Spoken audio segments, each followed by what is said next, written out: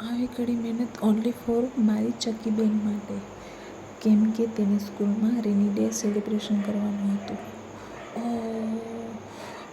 ચશ્મા મેં પહેર્યા નથી, મને સોય દોરો પુરવામાં પ્રોબ્લેમ થઈ. પાછા મેં ચશ્મા પહેર્યા અને સોય પુરાવી.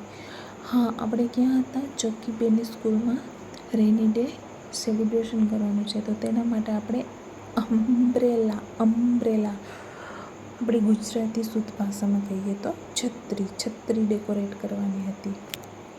તો મેં હાથ ધર્યું છત્રી ડેકોરેશનનું કામ અને મેં કરી છત્રી ડેકોરેશન.